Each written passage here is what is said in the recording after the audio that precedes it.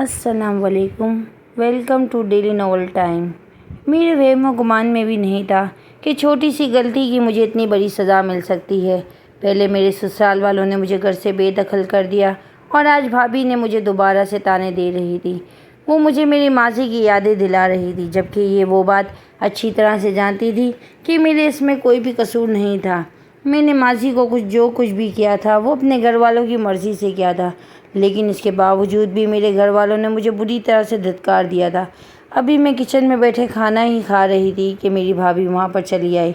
इन्होंने मेरे मुंह के सामने से प्लेट हटाई और मेरे चेहरे पे एक ज़ोरदार थप्पड़ मारते हुए कहने लगी, तुम्हारा शौहर कमा कर नहीं लाता जो तुम 3 वक्त अय्याशी करती हो। इसी वक्त ही मेरा भाई किचन में दाखिल हुआ और मुझे देखते हुए कहने लगा, क्या हो गया है, क्यों शोर मचाया है। मेरी आंखों में आंसू देखकर उसने मुझसे नज़र चुरा ली। इससे पहले कि मैं कुछ बोलती भाभी पहले ही बोल पड़ी, अरे मैंने इससे सिर्फ और सिर्फ ये कहा है कि खाने के बाद बर्तन धो देना, लेकिन उसने मेरे साथ बदतमीज़ी शुरू कर दी। अब आप खुद ही बताएं कि मैं ये सब कैसे बर्दाश्त कर सकती हूँ। एक तो हमने इसे अपने घर में रखा है और दूसरा मुझे ये आंखें दिखाती है। अब मैं आपको बता रही हूँ, अगर ऐसा ही चलता रहा तो मैं बहुत जल्दी इसे घर से बेदखल कर दूँगी।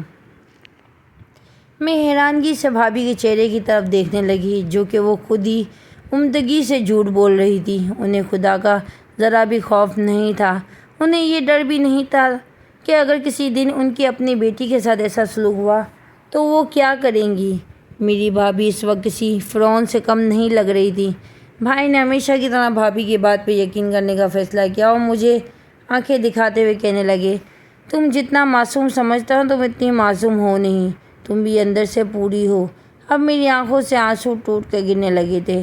कोई भी मुझ पर यकीन नहीं करता, यहाँ तक कि मेरी अपनी माँ भी मुझे गालियाँ देती थी और कहती थी, अगर तेरी भाभी तेरे साथ बुरा सलूक करती है तो इसमें सारी गलती तेरी अपनी है। तू ऐसी हरकतें ही ना किया कर जिससे तेरी भाभी को गुस्सा चढ़े। मेरे सामने से खाना उठाने के बाद मेरी भाभी वहाँ से चली गई। मैं जो एक दिन से भूखी थी वहीं पर बैठी रह गई। या अल्लाह मेरी मदद करें, या अल्लाह मुझे इस आजमाइश से निकालें। मुझ में मज़ीद हिम्मत नहीं है कि मैं आपके लोगों की बातें बर्दाश्त कर सकूं। मुझ में बिल्कुल भी हिम्मत नहीं है मैं मज़ीद सब्र कर सकूं। मैं वहीं बैठ गई और अपने रब से फ़रियाद करने लगी। मैं जानती थी कि मेरा रब ही है जो उन मुश्किलात हालात से मुझे निकाल सकता है। मुझ पर एक बहुत ही बड़ी आजमाइश आई थी, जिस आजमाइश में बहुत ही सब्र से झेल रही थी। मुझे कभी कभार महसूस होता था कि अगर किसी दिन मेरा ये सवाल टूट गया तो मेरी सारी मेहनत रायगा ना चली जाए। शाम का वक्त था, मैं भाभी के बच्चों के साथ खेल रही थी। ये अचानक ही उनके बेटे को ठोकर लगी और वो मुंह के बाद ज़मीन पर गिर गया। इसी की नाक से खून बहने लगा। मैं ये देख के बहुत ज़्यादा परेशान हो गई। भागी हुई उसके पास गई और उसे जल्दी से ज़मीन से उठाया। बेटे की आवाज़ सुन के भाभी भी जल्दी से बाहर आ गई। जब उन्होंने अपनी बेटी की हालत देखी तो वो किसी चील की तरह मुझ पर झपटी और मेरे चेहरे पर थप्पड़ों की बारिश शुरू कर दी, जो पहले ही सर दर्द की वजह से दोहरी हो रही थी। मेरे लिए मज़ीद तकलीफ़ बर्दाश्त करना मुश्किल हो गया। अम्मा को मैं अपनी मदद के लिए पुकार रही थी, लेकिन यूँ लग रहा था जैसे अम्मा नींद की गोलियां खा के सोई हो। जहाँ तक भाई का सवाल था तो भाई भी इस वक्त घर पर मौजूद नहीं था। भाभी के बच्चे भी अपनी माँ को मुझे पीटता देख के परेशान हो गए। करम जली, एक तो तुम हम पर एहसान करें और एक तो हम तुम्हें अपने घर में जगह दें और दूसरा तुम मेरे ही बच्चों को तकलीफ़ पहुँचाओ। करम जली, अब मैं तुझे इस घर में एक लम्हे के लिए भी बर्दाश्त नहीं करूँगी। अभी और इसी वक्त मेरे घर से निकलो। भाभी ने मुझे ज़मीन से उठाया और मेरा हाथ पकड़ के मुझे घर से बाहर धकेलने लगी। मैं खुद को उनसे छुड़वाने की कोशिश में हलकान हो रही थी। उन्होंने मुझे मजबूती से पकड़ रखा था। चंद ही लम्हों के बाद उन्होंने मुझे धक्का दे के घर से बाहर निकाल दिया और मुझे कहने लगी कि यहाँ से दफ़ा हो जाओ, अपने शौहर के पास जाओ, सिर्फ वही है जो तुम्हें बर्दाश्त कर सकता है। मैं ज़ोर ज़ोर से दरवाज़ा बजाने लगी और भाभी को कहने लगी, मुझ पर इतना बड़ा जुल्म मत करें। आप बहुत अच्छे तरीके से जानती हैं कि मेरा शौहर तो इस वक्त खुद बेरोयार मददगार पड़ा हुआ है। अरे वो अपनी मदद नहीं कर सकता, वो मेरी मदद कैसे करेगा। بھابھی مجھ پر رحم کریں، یہ دروازہ کھول دیں۔ پہلے ہی مجھ پر تمام دروازے بند ہو چکے ہیں، اگر آپ یہ دروازہ بھی مجھ پہ بند کر دیں گی تو میں بالکل بے بس ہو جاؤں گی۔ بھابھی کچھ تو خدا کا خوف کریں۔ میں اس گھر کے سامنے ہی بیٹھ گئی اور فریاد کرنے لگی۔ اچانک ہی مجھے اپنے پیچھے ایک مردانہ آواز سنائی دی، دنیا والے دروازہ بند کر دے تو اوپر والے کا دروازہ ہمیشہ ہی کھلا رہتا ہے۔ اللہ تعالیٰ اپنے دروازہ انسانوں پر کبھی بند نہیں کرتا۔ لوگوں سے مدد مانگنے سے بجائے تم اللہ تعالیٰ سے مدد مانگو، اللہ تعالیٰ تمہاری مدد ضرور کریں گے اور تمہیں اس مشکل سے باہر نکالیں گے۔ پہلے تو میں حیران ہوئی، جب میں نے پلٹ کے دیکھا تو میری آنکھیں چند لمحوں کے لیے ٹھہر گئیں۔ وہاں ایک وجیحہ مرد کھڑا تھا، اس نے اپنی نظریں جھکائی ہوئی تھی اور نہایت ہی عاجزی کے ساتھ بات کر رہا تھا۔ میری آنکھوں سے تیزی آنسو بہنے لگے۔ میں نے اسے کہا کہ 3 سال ہو گئے ہیں میں یہ آزمائش برداشت کر رہی ہوں، مگر اب مجھے یوں لگ رہا ہے جیسے میری ہمت جواب دینے لگی ہے۔ اپنے آپ کو مزید مضبوط کر لو بی بی، ہو سکتا ہے تمہاری آزمائش ختم ہونے والی ہو اور تمہارا اچھا وقت شروع ہونے والا ہو۔ تم بس اللہ تعالیٰ کی رحمت سے مایوس نہ ہو، ہر وقت ہی اپنے لیے دعا کرتی رہو، تمہارے لیے دعا ضرور بہتری ہوگی۔ میں تمہارے لیے بھی دعا کروں گا۔ میں نے اس سے پوچھا، تم کون ہو؟ کیا تم مجھے جانتے ہو؟ میری بات سن کے اس کے چہرے پہ ایک پھیکی سی مسکراہٹ آ گئی۔ اس نے تیزی سے نفی میں سر ہلایا اور مجھے کہنے لگا، نہیں، میں تمہیں نہیں جانتا۔ اس کے بعد اس نے مجھ سے کوئی بات نہیں کی اور خاموشی سے وہاں سے چلا گیا۔ میں اس کی پیٹھ کو دیکھتی رہی جب تک وہ میری نظروں سے سامنے سے ہی اوجھل نہیں ہوا، اور تب تک میں وہیں کھڑی رہی۔ اس کی باتوں سے مجھے ہمت ملی تھی اور میرے دل میں ایک دوبارہ سے امید کی کرن جاگی تھی۔ میرا ایمان دوبارہ سے پختہ ہونے لگا تھا۔ اب میرا ارادہ اپنے شوہر کے پاس جانے کا تھا۔ میں دیکھنا چاہتی تھی کہ آخر وہ کس حال میں ہے۔ پچھلے 1 مہینے سے میں اس کے پاس چکر نہیں لگایا تھا۔ دل میں کہیں خواہش بھی دبی ہوئی تھی کہ خدا کرے اسے ہوش آ گیا ہو۔ میں نے قدم ہی اٹھایا تھا، مجھے یاد آیا کہ میرے پاس تو پیسے ہی نہیں۔ پھر جلدی سے محلے کی ایک عورت کے پاس گئی، اس سے کچھ پیسے ادھار لیے۔ وہ مجھے پیسے دینے کے لیے راضی نہیں ہو رہی تھی، کیونکہ وہ اچھے سے طریقے سے جانتی تھی کہ میرے پاس ایک پھوٹی کوری بھی نہیں ہے اور میں اپنے بھائی کے رحم و کرم پہ ہوں۔ میں نے اس سے جھوٹ بولا اور اسے کہا میرے شوہر کو ہوش آ گیا ہے، میں اس سے ملنے کے لیے جا رہی ہوں، تم فکر مت کرو، تمہیں ڈبل پیسے واپس کروں گی۔ لالچ میں آ کر وہ مجھے پیسے دینے کے لیے راضی ہو گئی۔ پورا راستہ میں اپنے رب سے یہی دعا کرتی رہی، میرے شوہر کو ہوش آ گیا ہو، کیونکہ اب میں اسے ہنستے کھیلتے اور بولتے ہوئے دیکھنا چاہتی ہوں۔ تھوڑی دیر بعد میں جب اسپتال پہنچ گئی، جب میں نے نرس سے اپنے شوہر کے بارے میں پوچھا تو وہ قدر پریشان نظر آنے لگی۔ اس نے کہا کہ تم تھوڑی دیر یہاں پر ٹھہرو، میں ڈاکٹر سے بات کرتی ہوں، پھر میں تمہیں اس بارے میں بتاتی ہوں۔ اور وہ وہاں سے چلی گئی، جبکہ میں باہر ہی بے چینی سے انتظار کرنے لگی۔ کافی دیر بعد جب وہ واپس آئی تو اس کے چہرے پہ اداسی پھیلی ہوئی تھی۔ اس نے مجھے کہا، تمہارے شوہر کا تھوڑی دیر پہلے ہی انتقال ہو گیا ہے۔ نرس کی بات سن کے مجھے لگا کسی نے مجھ سے میرے گھر کی چھت چھین لی ہے۔ میں تیزی سے سر نفی میں ہلا اور ہذیانی انداز میں چلتے ہوئے کہا، نہیں، ایسا نہیں ہو سکتا، میرے شوہر مجھے اس دنیا میں تنہا چھوڑ کر نہیں جا سکتے، ایسا نہیں کرنے دوں گی۔ کیا اسے پتہ نہیں ہے کہ میں کتنی تکلیف میں ہوں؟ کیا اسے اندازہ نہیں ہے کہ میں اس زمانے کے لوگوں کی باتیں کتنی مشکل سے برداشت کر رہی ہوں؟ وہ میرے ساتھ ایسا کیسے کر سکتا ہے؟ میں نے اسی نرس کا ہاتھ پکڑ لیا اور روتے ہوئے کہنے لگی۔ نرس میری ذہنی حالت کو بہت اچھی طریقے سے سمجھ رہی تھی۔ اس نے مجھے تسلی دی اور صبر کرنے کو کہا۔ میں نے انتہائی غصے سے اس کی طرف دیکھا اور چلاتے ہوئے کہا، یہ سب لوگ ہی مجھے صبر کرنے کے لیے ہی کہتے ہیں، نہیں ہوتا مجھ سے مزید صبر، تھک گئی ہوں میں صبر کر کر کے۔ شاید وہ بھی سمجھ رہی تھی کہ میں ڈرامہ کر رہی ہوں۔ وہ بیزار ہو کے وہاں سے چلی گئی۔ میں بھاگی ہوئی اس کمرے میں گئی جہاں میرا شوہر آنکھیں بند کرے لیٹا ہوا تھا۔ میں بے یقینی سے اس کے وجود کو دیکھ رہی تھی اور اپنے رب سے فریاد کر رہی تھی کہ آپ میرے ساتھ ایسا کیسے کر سکتے ہیں؟ آپ نے تو مجھ سے وعدہ کیا تھا کہ ہر مشکل کے بعد آسانی ہے، لیکن یہاں پر تو ایک مشکل ختم ہونے کے بعد دوسری مشکل شروع ہو گئی ہے۔ اس وقت میں ساری باتیں بھول گئی تھی اور یہ بھی بھول گئی تھی کہ مایوسی کفر ہے۔ انسان کو کبھی بھی مایوس نہیں ہونا چاہیے، بلکہ اپنے رب سے اچھی امید رکھنی چاہیے۔ اگر اللہ تعالیٰ آپ سے کوئی چیز لیتا ہے تو اس کے بدلے میں ایک اچھی چیز عطا کرتا ہے۔ میں اپنے شوہر کے پاس جا کر بیٹھ کے اسے پکڑ کے جھنجھوڑنے لگی۔ قریب کھڑی نرس نے یہ سب کچھ دیکھا تو وہ میرے پاس آئی اور مجھے کہنے لگی، کیا ہو گیا ہے باجی، اس طرح کا سلوک کیوں کر رہی ہیں؟ میت کو تکلیف ہو رہی ہے ہوگی۔ میں نے نفرت سے اس کے چہرے کی طرف دیکھا اور اسے کہا کہ میرے شوہر کو مردہ مت کہو، میرا شوہر زندہ ہے، یہ مجھے چھوڑ کر نہیں جا سکتا۔ یہ کہہ کر میں نے اس کے سینے پر سر رکھ دیا اور دوبارہ سے رونے لگی۔ اس وقت میرا دل بہت ہی تکلیف میں تھا۔ مجھے اس وقت سورہ یاسین یاد آ رہی تھی۔ میں نے آنکھیں بند کر لی اور اونچی آواز میں سورہ یاسین پڑھنے لگی۔ پورے دل سے وہ سورت پڑھ رہی تھی۔ آنسو میری آنکھوں سے تیزی سے بہہ رہے تھے اور پھر تھوڑی دیر بعد کچھ ایسا ہوا کہ میں دنگ رہ گئی۔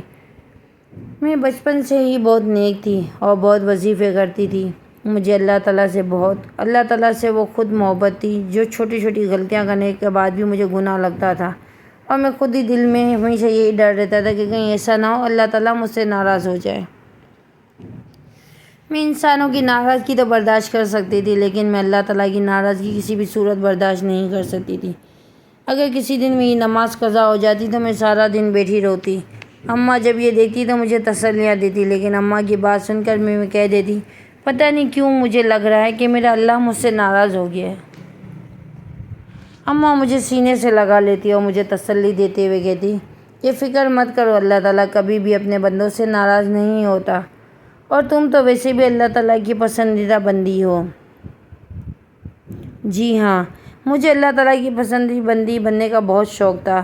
کبھی کبھار اماں میرے سامنے تشویش کا اظہار کرتی اور مجھے کہتی کہ میں نے سنا ہے جو لوگ اللہ تعالیٰ کے سب سے پسندیدہ ہوتے ہیں، آزمائشیں بھی انہی لوگوں پر آتی ہیں۔ اماں کی یہ بات سن کے میں جوش سے کہتی کہ میں ساری آزمائشیں سہ لوں گی۔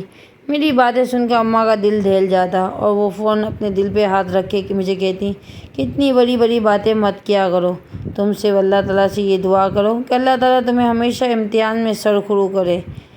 FSC کے امتحان دے کر فارغ ہوئی تھی تو گھر میں بھائی کی شادی کی تیاریاں ہونے لگیں۔ بھائی اپنی مرضی سے شادی کر رہا تھا اور جو لڑکی انہوں نے چنی تھی وہ لڑکی حد سے زیادہ ماڈرن تھی۔ اس وقت میرے ابا جان بھی زندہ تھے۔ جب ابا جان کو اس لڑکی کے گھر والوں کے بارے میں پتہ چلا تو ابا جان نے سختی سے انکار کر دیا اور بھائی جان کو کہا کہ اگر انہوں نے ابا جان کی مرضی کے خلاف شادی کرنے کی کوشش کی تو وہ انہیں گھر سے باہر نکال دیں گے۔ بھائی جان پر اس وقت عاشق کا بھوت چڑھا ہوا تھا۔ انہوں نے اماں کو صاف صاف کہہ دیا اگر وہ شادی کریں گے تو صرف اسی لڑکی سے کریں گے، اور اگر اس کے لیے انہیں اپنا گھر چھوڑنا پڑا تو وہ پیچھے نہیں ہٹیں گے۔ میں بھائی کا یہ روپ زندگی میں پہلی بار دیکھ رہی تھی،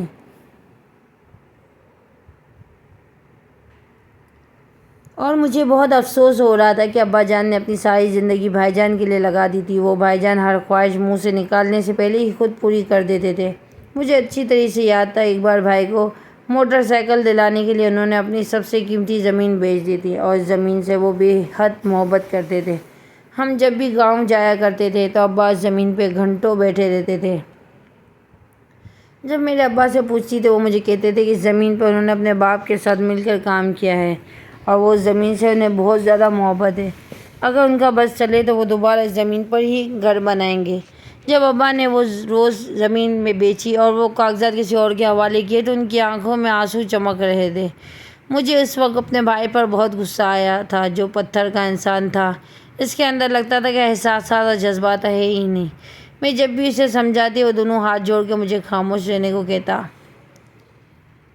اور میرا مذاق بناتا۔ مولانی صاحبہ، یہ لیکچر کہیں اور جا کے جھاڑو، میری مانو تو یوٹیوب پر اپنا چینل شروع کر دو، بہت پیسے کماؤ گی۔ اس طرح کی باتیں سن کر میری آنکھوں میں آنسو بہہ جاتے تھے جنہیں میں پی جاتی تھی، کیونکہ میں جانتی تھی کہ اس کے سامنے آنسو بہانے کا کوئی فائدہ نہیں ہے۔ جب اسے اپنے والدین کے آنسو نہیں دکھائی دیتے تو پھر میں کس کھیت کی مولی تھی۔ بھائی نے ابا سے بغاوت شروع کر دی اور اب بھائی ابا کی طرف نظر اٹھا کر بھی نہیں دیکھتا تھا، اور نہ ہی وہ ابا سے کسی بھی قسم کی کوئی بات کرتا تھا۔ ایک دن ابا صحن میں اداس بیٹھے ہوئے تھے، ان کے پاس جا کے بیٹھ گئی۔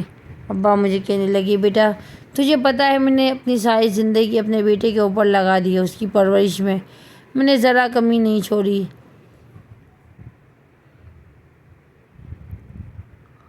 میں اسے ایک بہت ہی اچھا انسان بنانا چاہتا تھا۔ اب مجھے لگ رہا تھا کہ میں بہت بری طرح سے ناکام ہو گیا ہوں۔ یہ کہہ کے ابا پھوٹ پھوٹ کے رونے لگے۔ ابا کو میں نے زندگی میں پہلی بار پھوٹ پھوٹ کے روتے ہوئے دیکھا تھا۔ اسی وقت میں بھائی جان گھر کے اندر داخل ہوا۔ ابا کو روتا ہوا کہنے لگے، مہربانی کریں ابا، یہ ڈرامے کسی اور کے سامنے جا کر لگائیں۔ اچھی طرح سے پتہ ہے کہ آپ یہ سب کھیل اس لیے کھیل رہے ہیں کہ مجھے اپنے مقصد کے پیچھے ہٹا سکیں، لیکن میں آپ کو ایک بات بہت اچھی طریقے سے بتا دیتا ہوں کہ ہر صورت اس لڑکی سے ہی شادی کروں گا، اور اگر کسی نے میرے ساتھ زبردستی کرنے کی کوشش کی تو پھر میں لحاظ نہیں کروں گا۔ بھائی کی بات سن کر میں چیخ پڑی۔ میں نے اس سے غصے سے کہا، تم اپنے باپ سے کس لہجے میں بات کر رہے ہو؟ اس لہجے میں ہی بات کر رہا ہوں جس لہجے میں مجھے بات کرنی چاہیے۔ یہ کہہ کے وہ کمرے میں چلا گیا۔ ابا جان نے اچانک ہی اپنے دل پہ ہاتھ رکھا اور مجھے شدت سے کچھ غلط ہونے کا احساس ہوا۔ میں نے ابا کو سہارا دیا اور فکر مندی سے پوچھا، کیا ہو گیا ابا جان، آپ تو ٹھیک ہیں؟ ان کے چہرے پہ ایک پھیکی سی مسکراہٹ آ گئی۔ انہوں نے مجھے کہا کہ بھائی کو کہہ دینا کہ وہ اپنی خواہش پوری کرنے میں کامیاب ہو گیا ہے۔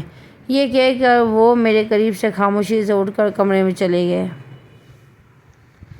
میں ان کے پیچھے جانے کی کوشش کی، لیکن انہوں نے دروازہ میرے منہ پہ بند کر دیا اور فی الحال کسی سے بھی بات نہیں کرنا چاہتے تھے۔ رات کے وقت میں ان کے کمرے میں کھانا دینے کے لیے گئی، لیکن انہوں نے دروازہ نہیں کھولا۔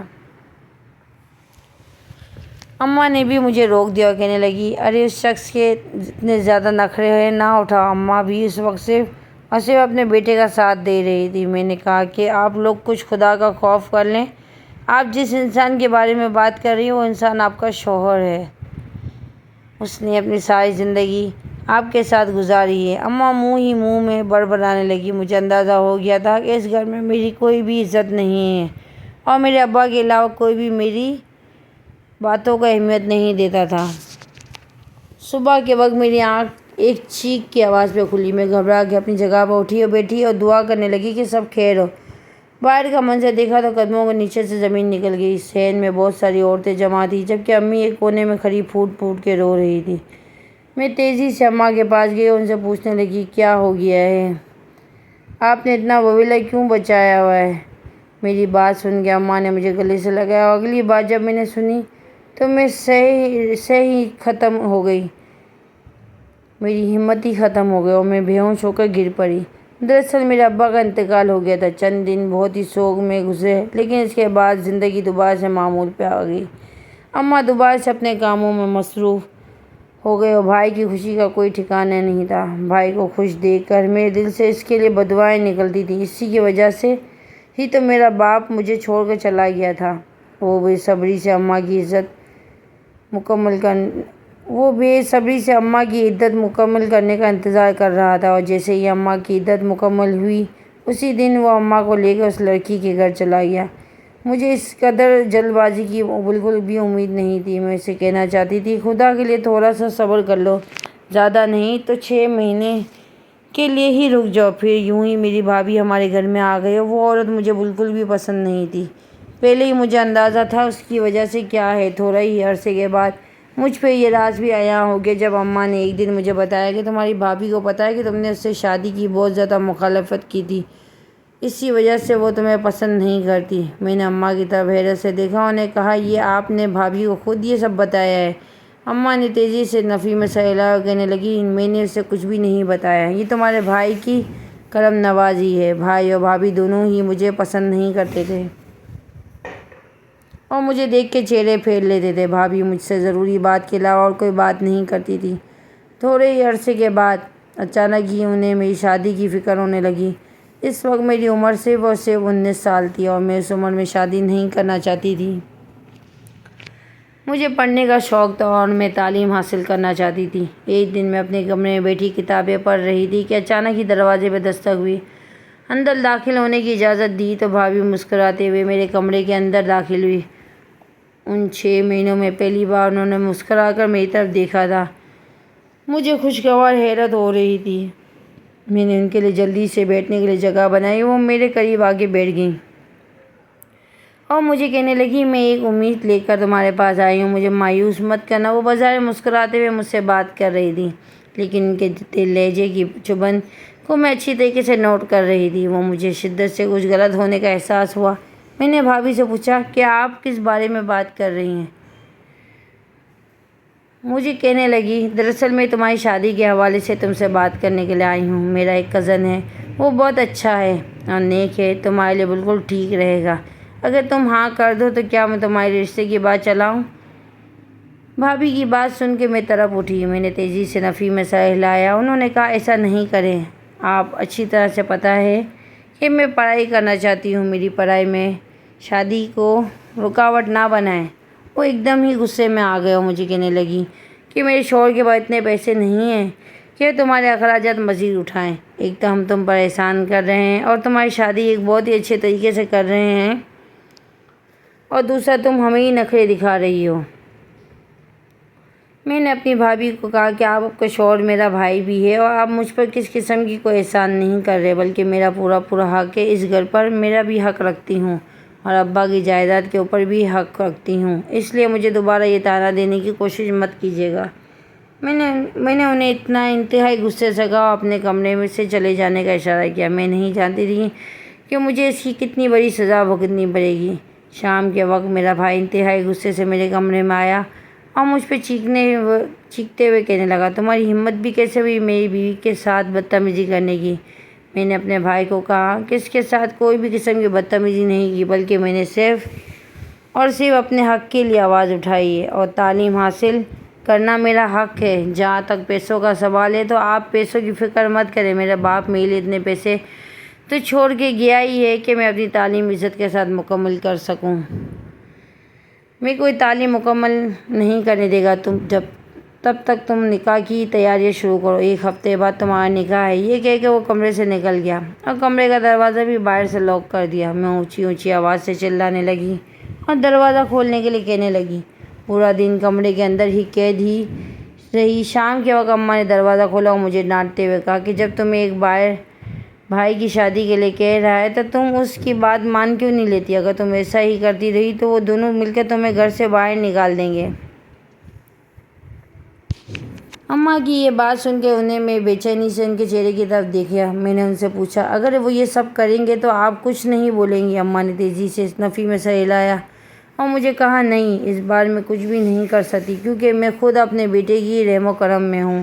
بھابھی نے بھائی کو مکمل طور پہ اپنے قابو میں کر لیا تھا۔ میں نے بھی بھائی کو کہہ دیا کہ ایک شرط پہ میں نکاح کروں گی، اگر آپ مجھے مزید 2 جماعتیں پڑھنے کی اجازت دیں گے۔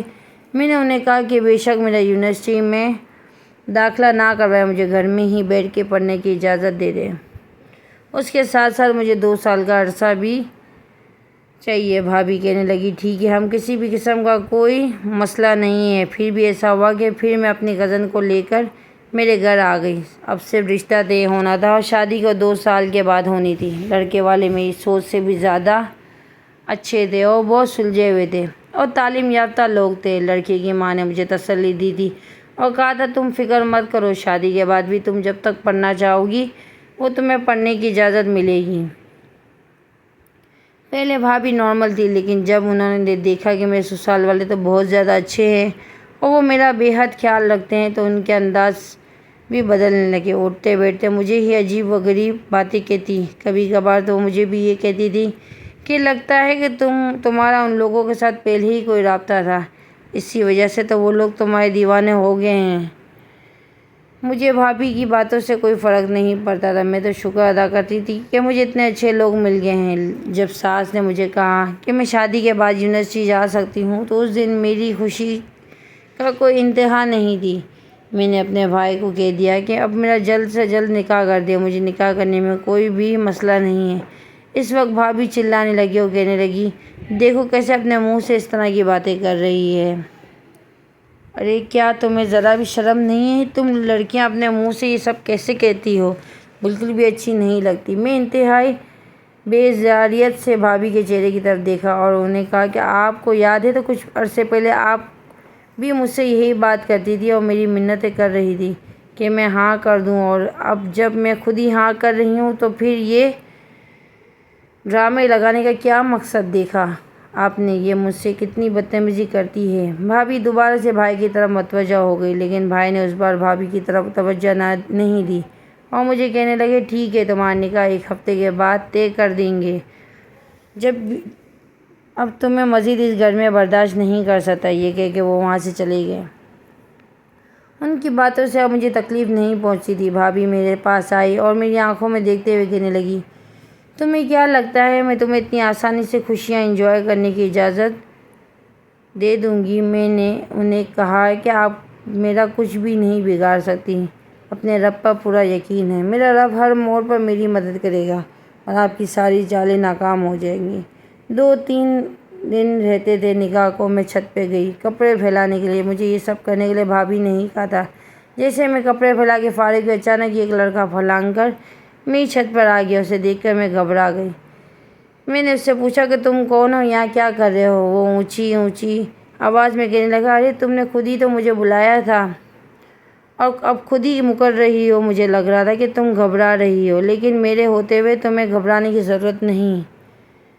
ہم دونوں نے ایک دوسرے کے ساتھ سچی محبت کی ہے، اور اب جب اپنی محبت کے لیے آواز اٹھانے کا وقت آیا تو پھر شرم کیسی؟ امی بھی چھت پر ہی میرے ساتھ ہی موجود تھیں۔ میں نے خوف سے امی کے چہرے کی طرف دیکھا۔ امی نے اس لڑکے کو کہا، اے تم کو جو بھی کوئی ہو یہاں سے دفع ہو جاؤ۔ اسی وقت بھابھی وہاں پر چلی آئی اور وہ ویلا مچاتے ہوئے کہنے لگی، ارے دیکھا، میں کہتی تھی نا اس لڑکی کا کچھ لچھن ٹھیک نہیں لگتے، لیکن کوئی میری بات پہ یقین نہیں کرتا تھا۔ بھائی بھی وہیں پہ چلا آیا اور پھر بھابھی نے اپنے پاس سے کہانی بنا کر بھائی کو سنائی۔ وہ لڑکا بھی بھابھی کا ساتھ دے رہا تھا۔ تینوں ایک طرف ہو گئے اور میں نے بے یقینی سے اماں کی چہرے کی طرف دیکھا۔ مجھے حیرانگی ہو رہی تھی کہ امی کچھ بول کیوں نہیں رہی تھی۔ وہ اچھی طرح سے جانتی ہیں کہ میرا اس لڑکے کے ساتھ کوئی تعلق نہیں ہے۔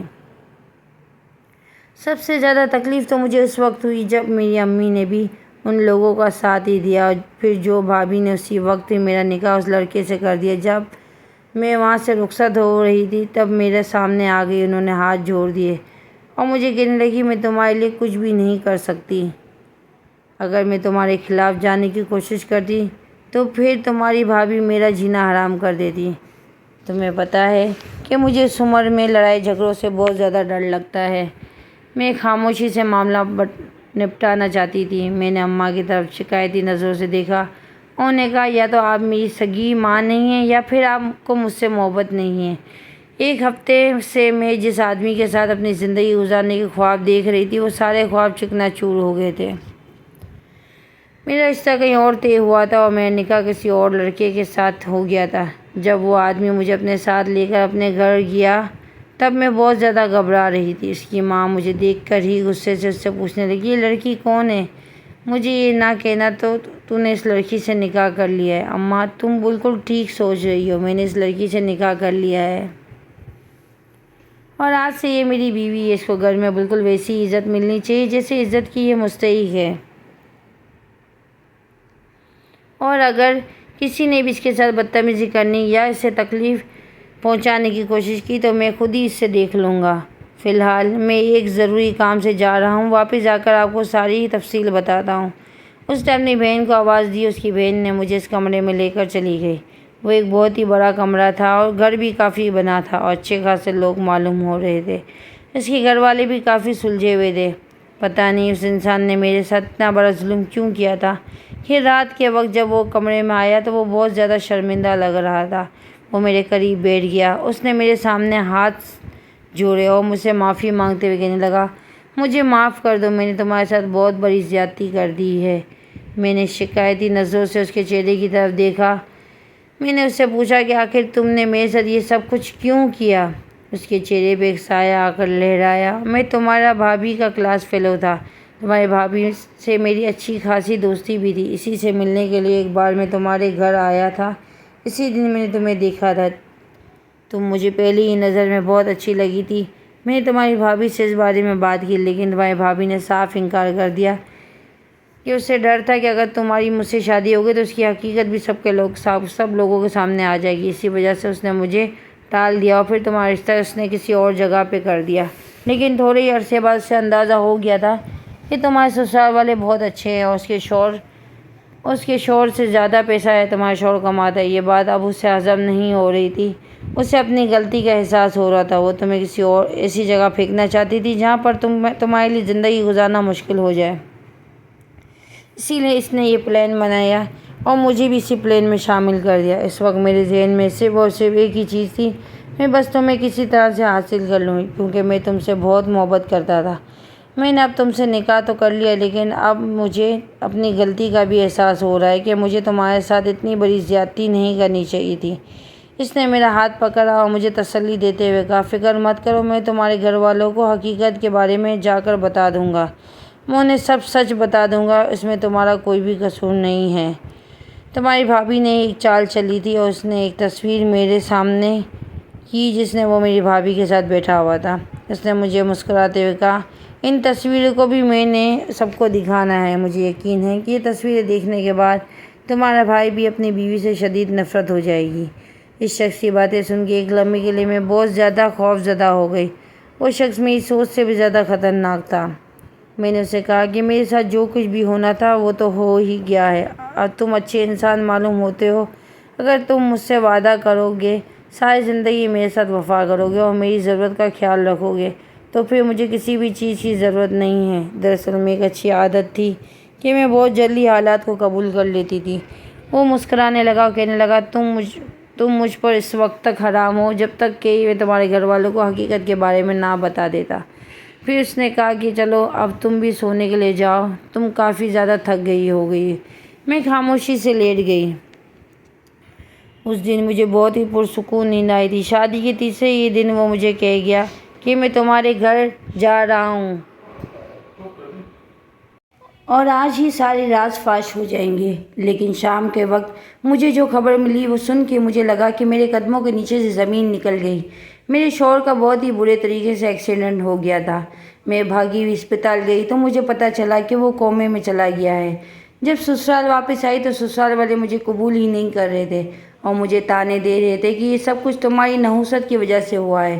اگر تم میرے معصوم بچے کی زندگی میں نہ آتی تو اس کے ساتھ کبھی بھی یہ سب کچھ نہ ہوتا۔ ساس نے مجھے دھکے دے کے گھر سے باہر نکال دیا۔ میں روتی ہوئی دوبارہ اپنے گھر واپس چلی گئی۔ بھابھی کو میری حالت دیکھ کر بہت خوشی محسوس ہو رہی تھی۔ انہوں نے مجھے کہا کہ میں تمہیں ہمیشہ سے ہی تباہ برباد دیکھنا چاہتی تھی۔ یوں میں ان کے ساتھ ہی رہنے لگی، مگر بھابھی مجھ سے بہت نفرت کرتی تھی اور وہ مجھے بہت تکلیفیں پہنچاتی تھی۔ وہ ہر وقت مجھے باتیں سناتی رہتی تھی۔ میں سارے گھر کے کام کرتی لیکن اس کے باوجود بھی مجھے گالیاں سننے کو ملتی۔ بھائی بھی میری طرف دیکھنا بھی پسند نہیں کرتا تھا اور اماں تو بھابھی کی وجہ سے کچھ بھی نہیں کہتی تھی۔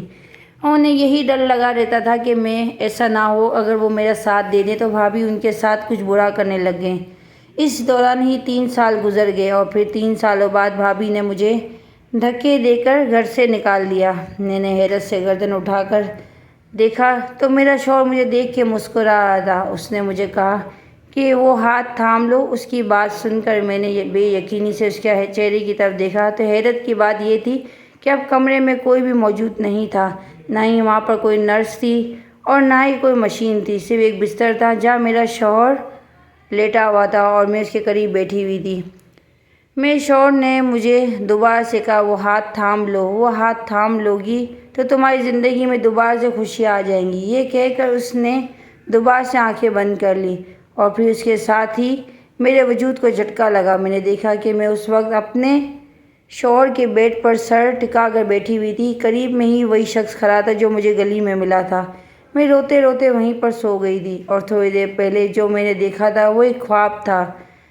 مجھ پر یہ راز آشکار ہوگا کہ یہ شخص ذہین انسان تھا جس کا رشتہ بھابھی لے کر آئی تھی۔ یہ شخص مجھے پسند کرتا تھا۔ جب اس کو پتہ چلا کہ میرا نکاح کسی اور کے ساتھ ہو گیا ہے تو وہ مایوس ہو گیا، مگر اس کے دل سے میری محبت ختم نہیں ہوئی تھی۔ وہ 3 سال سے کنوارا تھا۔ اس نے کسی بھی عورت کی طرف نظر اٹھا کر نہیں دیکھا تھا۔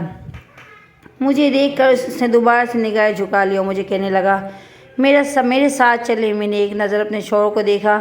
اس وقت ہی میرے سسرال والے وہاں پر چلے آئے اور مجھے دھکے دے کر ہسپتال سے باہر نکال دیا۔ وہ انسان مجھے اپنے ساتھ اپنے گھر لے گیا۔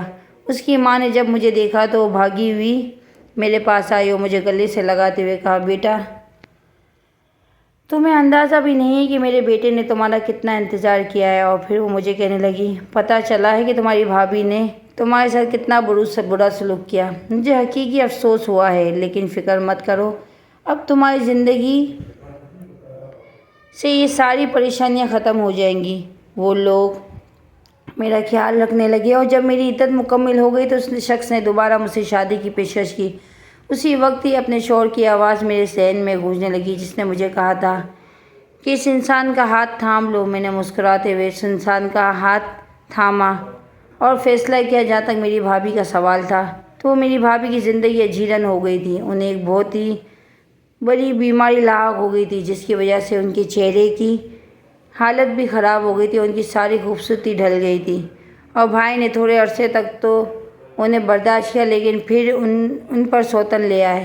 بھابھی بھی مجھ سے ایک بار معافی مانگنے کے لیے آئی تھی۔ میں نے انہیں معاف تو کر دیا تھا، لیکن ان کی دی ہوئی تکلیف مجھے آج بھی محسوس ہوتی ہے۔ میرے چینل کو لائک کریں، سبسکرائب کریں اور روز ویڈیو دیکھیں۔ اللہ حافظ۔